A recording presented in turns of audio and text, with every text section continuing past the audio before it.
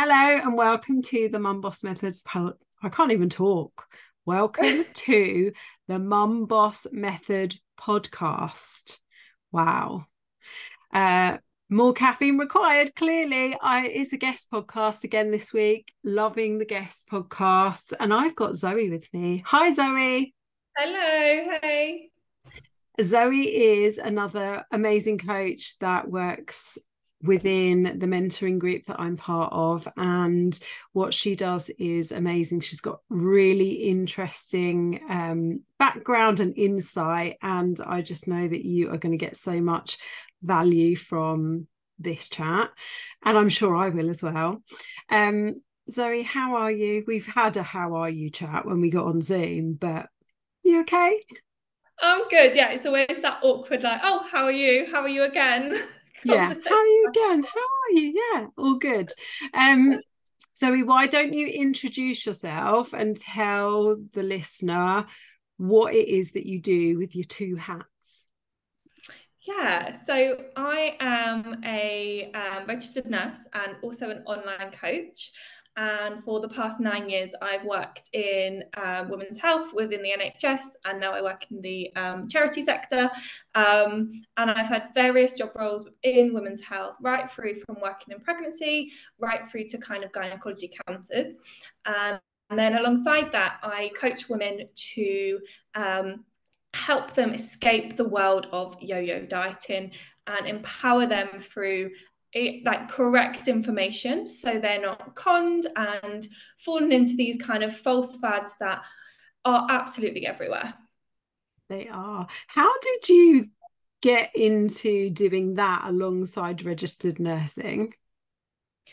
The pandemic, I mean, I feel like the pandemic changed everyone's lives. So I'd just come back from traveling and COVID hit, and I went back into being a nurse at the hospital, worked through the pandemic, but I was only working 3 shifts a week. And the other 4 days I lived on my own and I was bored, and I'd always loved health and fitness. And my sister actually reached out to me and was like, Zoe, you're going to have to help me. Like, I'm gaining weight rapidly. I don't know what to do. Like, what can I do? And then it got me thinking. I was like, oh, okay, it's been really, really enjoyable helping her. Maybe sat at home while I've got all these days off, I could do my PT qualification. So I did my PT qualification during COVID at home. And then naturally that kind of, I went into kind of one-to-one when the gyms reopened, and then that naturally moved to working online.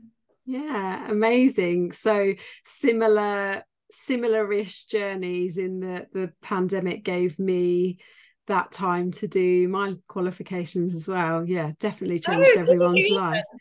Yeah. I actually was working out that it is 2 years today that I left my corporate job.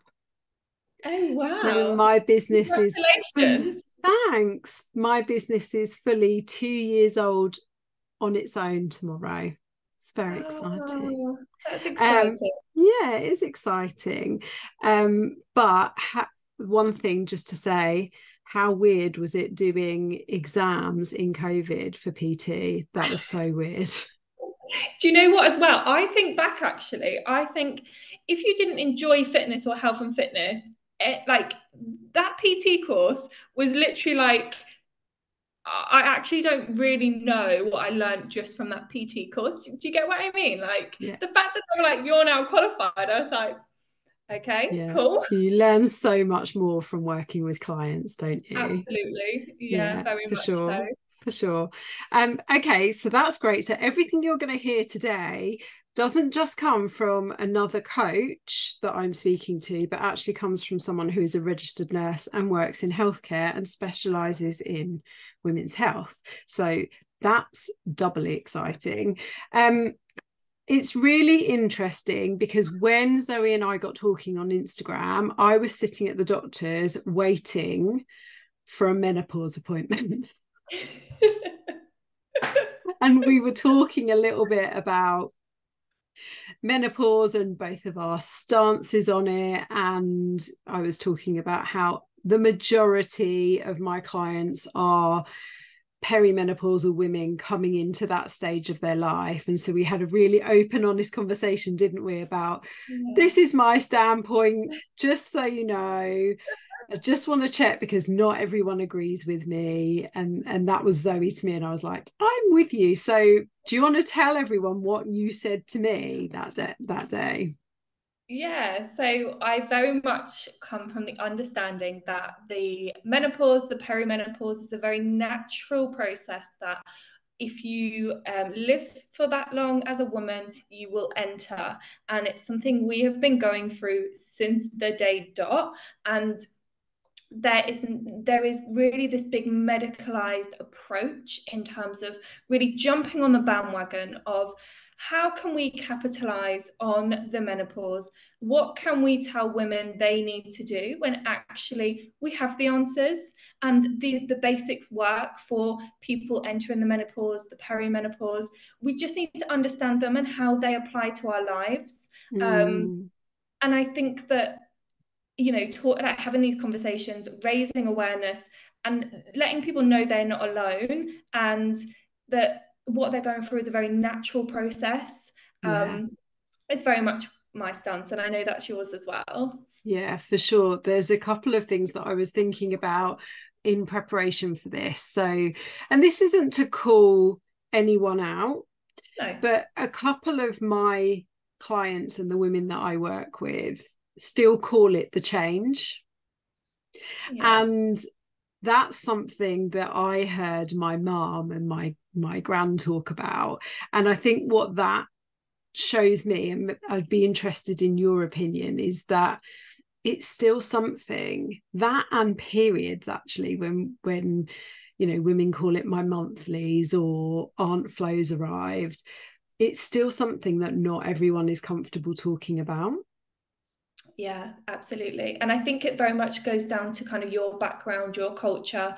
And, we definitely across different cultures, there's a lot of different stigma and taboo around talking about these issues that, are so common and so natural for so many women. And it depends, I work in a job where we encourage people to talk about their actual anatomy in terms of vagina, vulva. And, I grew up, my mum never told me I had a vagina. My mum told me, No.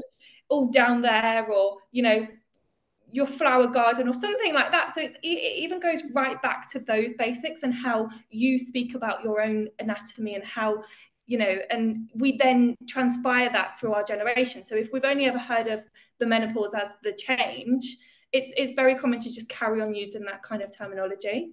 Yeah, and as I said, I really want to be clear, I'm not calling anyone out. I think Mm. it just really highlights that whilst there's been this big increase in how much people are talking about the menopause, and rightly or wrongly for the right or wrong Mm. reasons, there is still some taboo about talking about it, and about hormones and menstrual cycles. And it's as you started off, it is a normal, natural part of life, and if Mm. you live long enough, you will go through it as a woman. So I just thought I would share that because it came to me this morning, I think, while I was in the gym.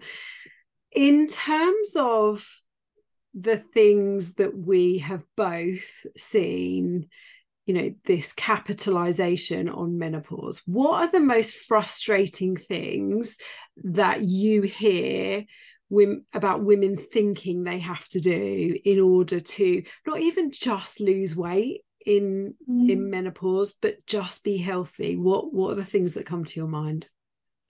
That there's magic supplements that will aid and relieve all of our symptoms. And we absolutely know that, there's two areas when we're talking about the menopause. So we're very much talking about, is it suitable for you to go and speak to your doctor and, access things like HRT, which, is a whole different conversation. And then there's the other element of lifestyle. And somewhere in the middle of that, people capitalize on people by saying, these supplements are gold, suddenly, we need menopause shakes. I think I saw something on LinkedIn the other day that was like Meno shake. And I was just like, wonder what's in the Menno shake that I can't get from nutrients of food and things like that.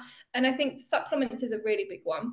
The other one is that suddenly our bodies require different processes in terms of, if fat loss is a goal, because we know that weight gain is particularly typical around kind of the menopause age, that suddenly you need a big different approach. So, and that approach requires a menopause coach and it's like empowering people to understand that, processes are still the same, harder, granted, for many of reasons. I'm sure we'll come on to that. But they're the two things that kind of spring to mind for me. What about you? Is there anything that you've come across? Yeah, I would say the supplements would have been my first thing as well. And I'm sure that there are, in my world, I don't give anyone a long list of supplements that they should use. But I think there are some things that are generally helpful. We live in the UK, particularly in the winter. We don't get a lot of sunlight. You may want to supplement with vitamin D as an example, and I'm just going to give that one as an example.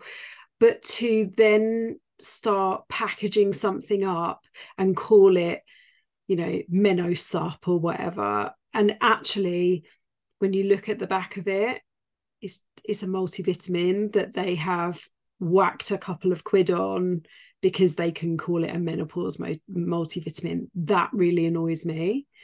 Then there's, the pieces around making changes to your diet in terms of go super low carb, make sure that you avoid sugar. I've had someone say to me, oh no, I can't eat fruit, Chrissy, because it's sugar and I'm in the menopause, and so that's going to mess around with my insulin.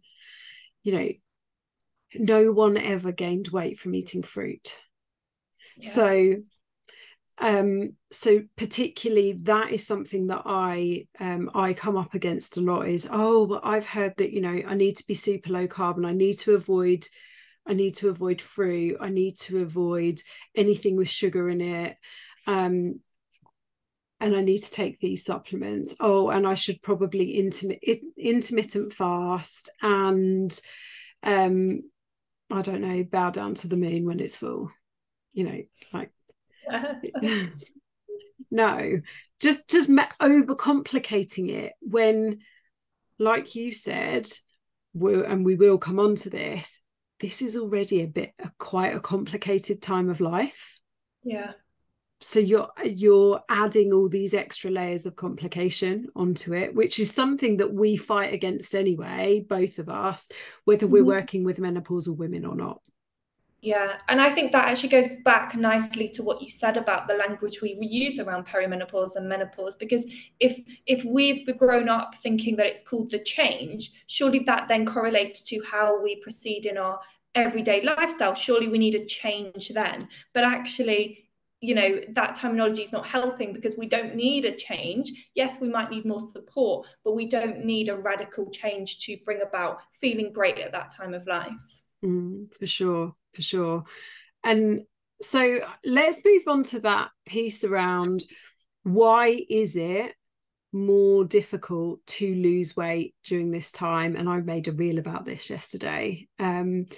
What do you notice and know about the women that you work with that makes this a more difficult time of life to lose weight and stay fit and healthy?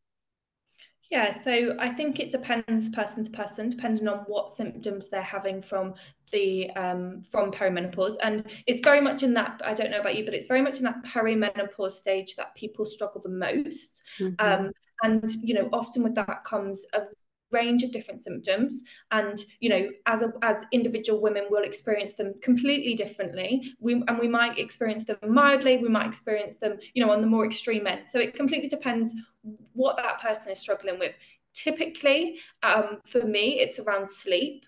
I see a lot of women whose sleep quality changes, and that is very common. That's very cleanly linked to the fluctuations in estrogen and progesterone, that we will experience poorer quality of sleep. So sleep is a big one. Obviously, changes in our mood as well. When we're low in mood, do we want to get out and get moving? No, probably not. And I think as well, around kind of hot flushes and exercising with that. Luckily at this moment in my life, I've never experienced a hot flush, but from what people tell me and from what I've seen, wanting to go to the gym when you're fearing a hot flush coming on is probably the least of something that you want to do. So they're really the main things that I see women really struggle with, and it's those symptoms that then correlate to the behaviors of what could then potentially increase kind of fat gain, and wanting to live a healthier life. There are obviously other small factors in terms of energy expenditure, and a small amount of our body's requiring less energy if we're losing kind of muscle, which is very also common in the menopause, to lose a percentage of our muscle. Small, but it can indicate a smaller reduction in calorie need for our body. But it's really those three main symptoms that I kind of see from women. But what about yourself? Was there anything kind of else you see? I think so. For me, it's the conjunction of that. So sleep is such an underrated factor. I think whether you're perimenopausal or not, the quality of your sleep is so underrated when it comes to fat loss and just being healthy in general. It's those things and the effect that they have on the rest of your day. Like you said, the ability to undertake the healthy habits, actions, and behaviors that you would normally, in conjunction with it being that more stressful time of your life. So if I think about the clients I'm currently working with now, and if I think about myself as well, I've got a nearly 13-year-old son who thinks he knows everything. A lot of my clients have, teenagers or grown-up children. Both of those bring in their own challenges, whether they're still at school or they've flown the nest and then you're worrying about them. The potential of parents that you need to help and care for as well. Quite a few of my clients have elderly parents that they help care for. And then that reduction in the ability to, I'm going to use quotation marks here, cope with stress.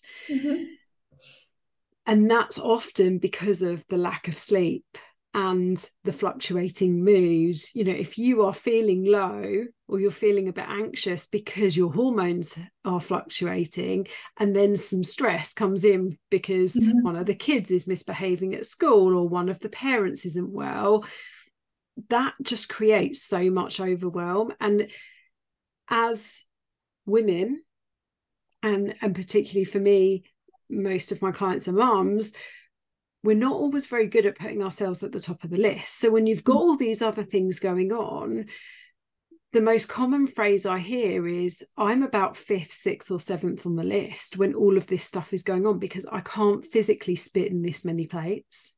Yeah. And so getting out for your walk, prepping yourself a really good breakfast, making sure you drink enough water, getting to bed on time because you feel like you've not got through your to-do list. Those are the things, listener might be hearing this and thinking, yeah, but why does that affect me losing or gaining weight? Because you're doing all of these other things and you don't have any energy spare to put into yourself. Yeah, absolutely. I completely resonate that with some of the mums that I work with as well. And then I think, taking that into consideration, you've got this big bus coming by saying you're going through the change. Now obviously you're going to gain weight. Of course, you're going to gain weight. So you accept the fact that, okay, well, my quality of life is going to go down. My clothes are going to get tighter. So actually, there's nothing really I can do. Oh, I can go for this quick fix because I don't have the time, or I think I need more time to create healthier habits. So actually I'm going to go for this easy approach. And then you just find all these poor women who, like you say, are just trying to swim to the surface because they're so bogged down. But actually, all these great fads and these great quick fixes are swimming along in front of you. I completely understand why a woman, you know, like you've just explained, would reach out and grab onto them.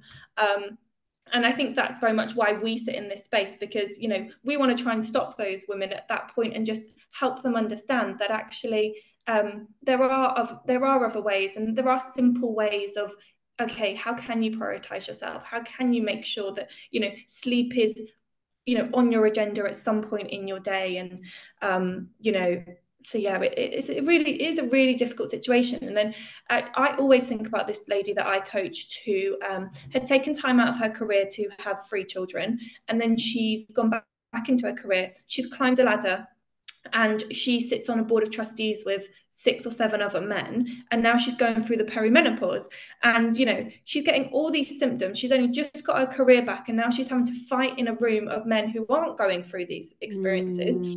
You know, her suit's getting tighter. She's sitting in these meetings scared to death she's gonna you know, have a hot flush, and, you know, she's also got some brain fog going on, so she feels like she can't talk as well as the other guys in the room, you know. And people are throwing these supplements at her like, this is going to help you, this is going to help you. What has she got? She hasn't got time, but she's got a whole stack of money because she's at the top of her career. So actually she opens herself up to being a great prime candidate for these people who, you know, could help her. And it's, you know, it's really sad. And I think that what we do is we show people how to build habits in a real positive way that will fit into your life and not take over your life. Yeah, for sure. You were just talking about brain fog then, and I couldn't get my words out this morning when I was talking to my husband before I left for the gym, and he said to me, "Are you okay? Because you just can't seem to get your words out." And I just said, "It's just a brain foggy morning."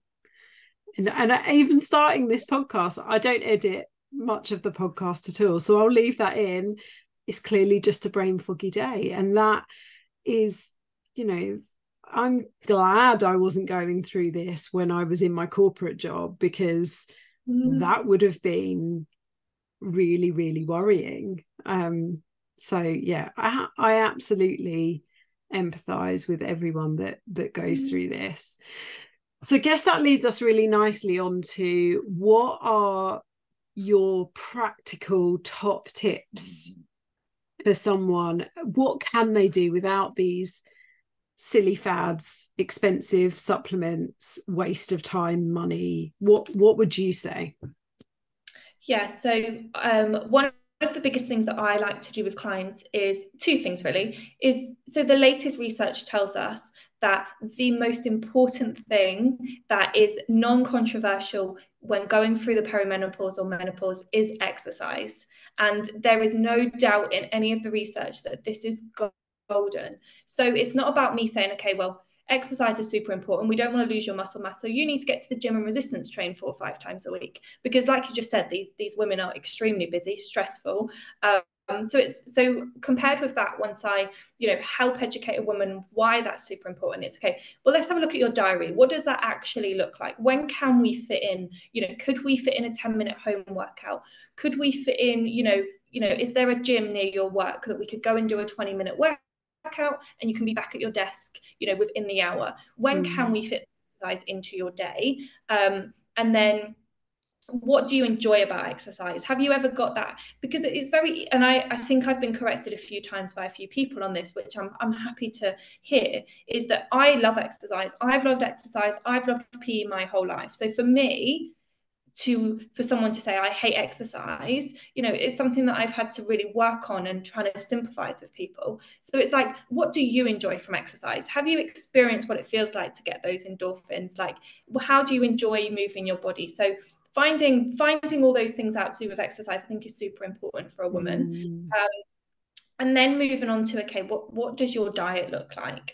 What are you eating, you know, enough protein in your diet? Whereas, I don't know if you find this with people, but once you start digging on that, you'll find people are probably only eating between 40 and 50 grams of protein a day, which is a great starting point. But you know, we want to build on that.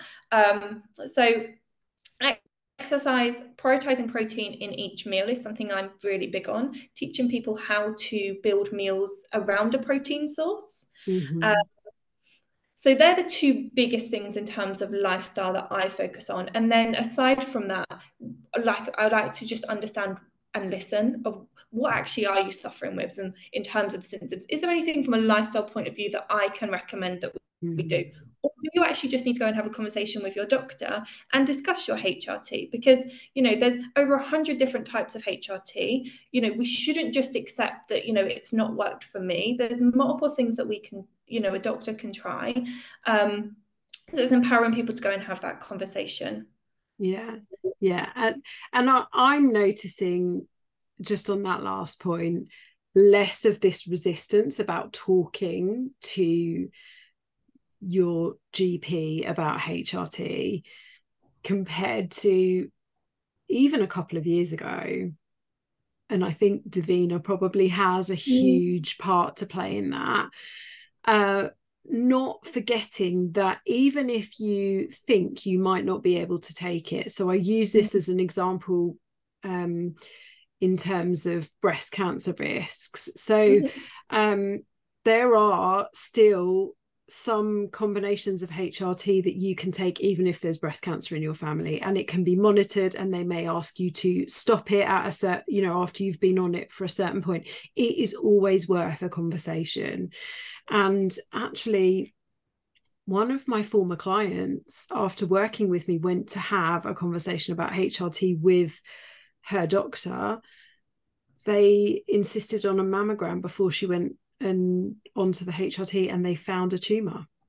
Wow. So if she had not even considered that, and she had thought to herself, I can't do that because there's breast cancer in my family, I can't go on HRT. And I said to her, you just have the conversation, you don't know. And if she hadn't have had that conversation, she wouldn't have found the tumor. It is definitely worth having, and I don't say that to scare people, but it's definitely worth having these conversations.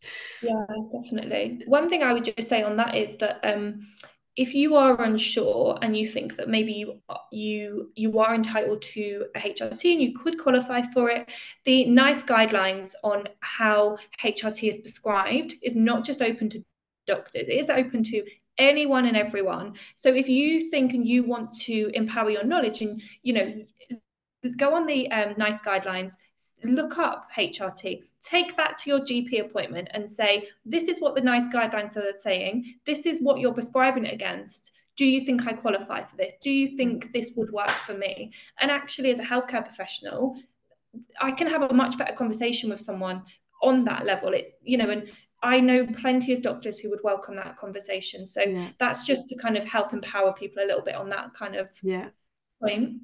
I'm so glad you raised that. That was on I just scribbled that down to talk about the NICE guidelines. So you got there. And in fact, I'll put a link to the NICE guidelines in the show notes as well, so people can find it. So yeah, not avoiding that conversation, I think is really important, and finding out what is available to you. And I really think it's so important to really be aware of what your symptoms are.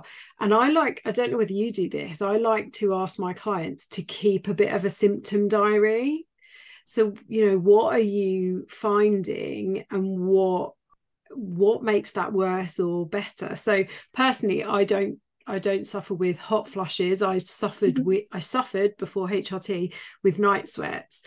One of the things I do suffer with is poor sleep.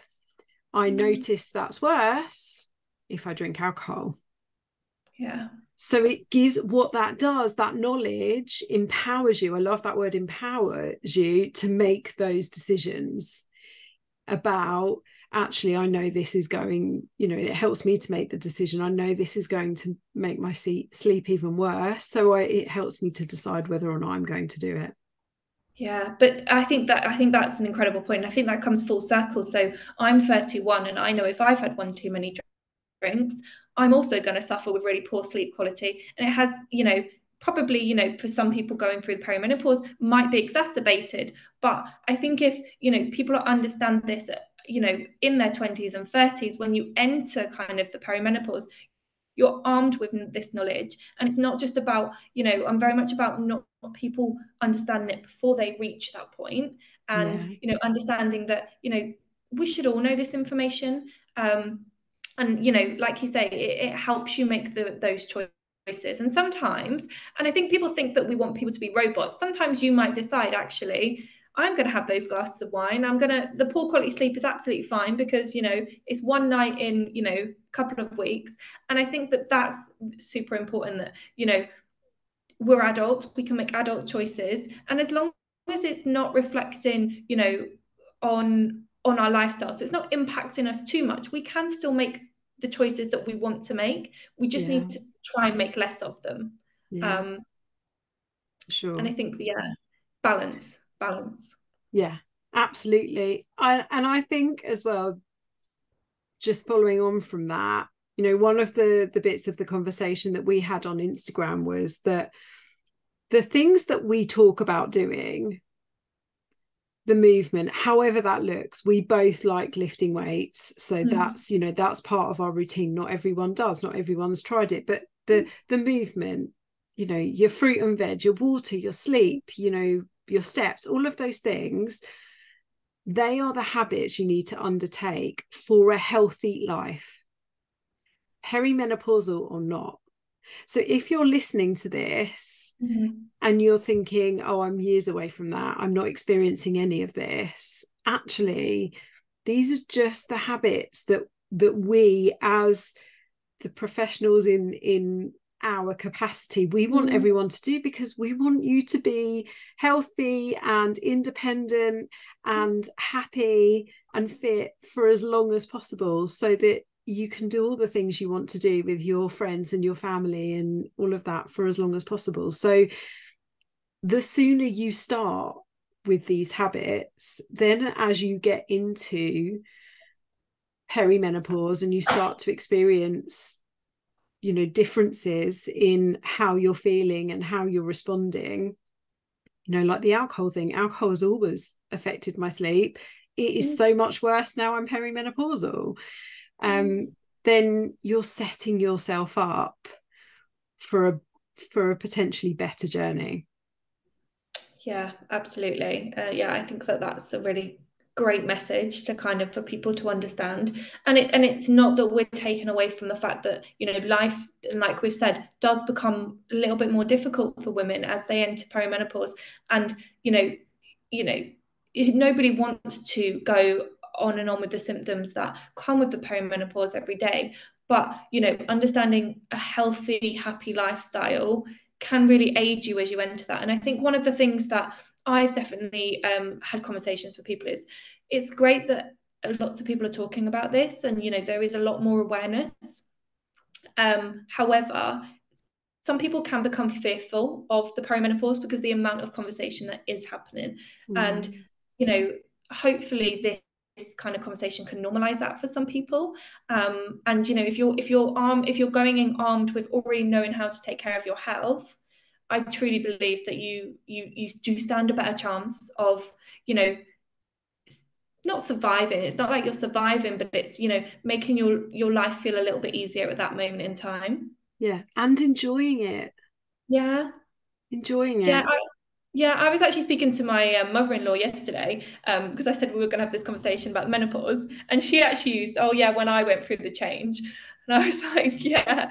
And she was like, you know, now I've come out the other side, I feel incredible. Like I can look back now, and I feel like the woman that I've like wanted to be. Like, I'm really carefree, and I just thought, like that's incredible. And I think that we write women off the moment they get to the menopause, because the struggle is so much. And I think a lot of women write themselves off, as though, I don't know if you ever experienced that, of like, you know, I'm at this point now where I'm going through all these symptoms, and it's like, is this life now? Yeah, you know, I'm really open about this, in that I think I probably was starting to suffer with symptoms at about 37, and I'm 43 now, and I was put on antidepressants. And then I went and started doing my own education to change my career, and that's when I advocated for myself. This isn't right, this isn't what I need. So I think at 37, 38, I thought there was something wrong with me. And is it Yeah. because I'm heading towards 40? And, but actually, since turning 40, they've been the best years of my life. Oh, wow. So, yeah. Yeah. Um, this has been a fantastic chat. Thank you so much. I've got a few questions that I tend to ask everyone though, that Okay. I'm just Okay. gonna surprise you with. Favorite exercise in the gym? Oh, for benefit, hip thrusts. Yeah, I mean, I hate doing them, but for benefit, since I started taking hip thrusts seriously, yeah, the change. love it, love it. Okay, favorite food?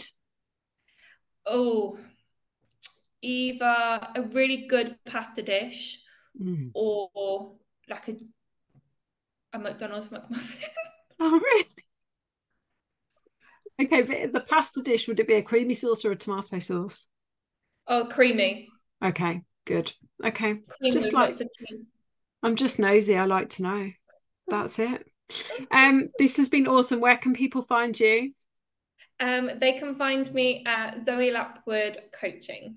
Lovely. Thank you so much for having us. Oh, Everyone, thank please go you. and give Zoe a follow. And if you enjoyed this podcast, please share it, because we feel really, really passionately about what we've talked about. And that's why we came together to do this. So please share it. If you think this will help someone that you know, please share it with them. Okay. Have an awesome day, everyone. And we will see you soon. Bye. Thank you. Bye.